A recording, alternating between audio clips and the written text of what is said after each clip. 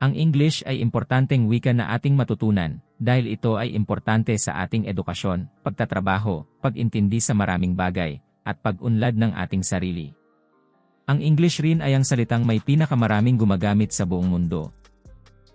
Ito ang 7 tips upang ikaw ay matuto o gumaling sa English. Magsimula kang aralin muli ang English grammar. Ang pag-aaral ng grammar ay isang pundasyon na kailangan mo upang matutunan ang tamang paggamit ng isang wika. Dito inaaral ang mga patakaran at istruktura sa tamang paggamit ng wika. Halimbawa ay ang parts of speech, verb tenses, subject-verb agreement, sentence structure, at iba pa. Kung aralin mo ang grammar, lalawak ang iyong karunungan sa wikang English. Importante ito para sa malinaw at tamang paggamit ng wika sa pagsusulat o pagsasalita. Magbasa ka ng iba't ibang babasahin na English. Huwag kang magbabasa na parang nagsasalita lamang. Dapat ay basahin at intindihin mong mabuti ang iyong binabasa. Ang pagbabasa ay nakakatulong upang maensayo mo ang iyong pag-intindi o pag-unawa sa wikang English. Ito rin ay nakakatulong upang mapalago mo ang iyong vocabulary at makita o maobserbahan ang paggamit ng grammar sa mga sentences. Kapag ikaw ay may nabasa o narinig na salita na hindi mo alam ang kahulugan, ilista mo ito.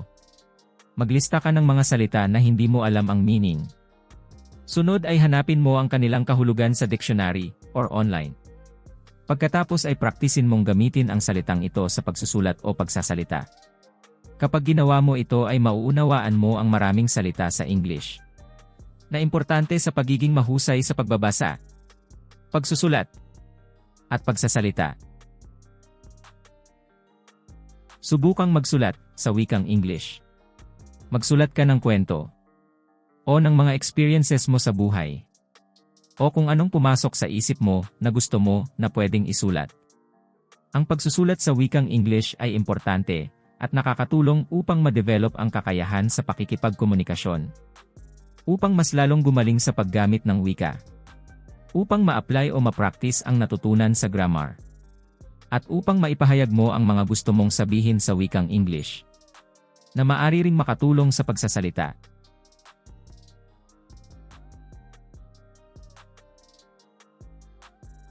Makinig sa mga English music, English podcast, o English na palabas na walang subtitle.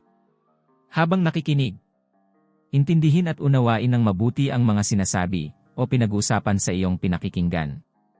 Kapag ginawa mo ito ay madedevelop ang iyong tenga sa pakikinig at pag-unawa ng wikang English. Ang pakikinig ay importante upang humusay ang kakayahan mo sa epektibong pakikipagkomunikasyon. Mag-ensayo magsalita sa wikang English. Maghanap ka ng makakausap gamit ang wikang English. Pwedeng mga kakilala, kaibigan, o kapamilya na interesado rin sa pag-practice ng pagsasalita ng English. Pwede ka rin mag-practice magsalita ng mag-isa. Magsalita tungkol sa mga kwentong buhay, sa iyong sarili, sa iyong mga ginagawa, at iba pa. Pwede ka rin magsalita ng sa isip mo lang. Pwede mo rin subukan na maghanap ng mga AI apps na pwede mong pagpraktisan makipag-usap gamit ang English.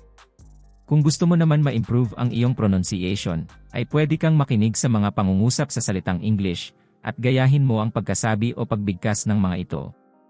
Pwede mo rin i-record ang iyong sarili at pakinggan ang iyong pagsasalita upang malaman mo kung nabigkas mo ba ng tama ang mga pangungusap.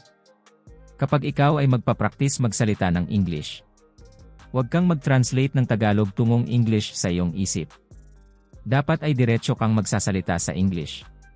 Ito ay upang masanay ka na makapagsalita ng mabilis gamit ang wikang English. At hindi na natatagalan pa dahil tinatranslate mo pa sa iyong isip. Kapag nag-practice kang magsalita gamit ang wikang English ay madedevelop mo ang iyong confidence sa pagsasalita. Pati na rin ang iyong kakayahan sa pakikipagkomunikasyon. Ang panghuli ay mag-practice ng tuloy-tuloy upang ikaw ay mas humusay sa paggamit ng English. Maglaan ng ilang minuto o ilang oras upang makapag-aral o makapag-practice kada araw. Sa umpisa ay may paghihirap.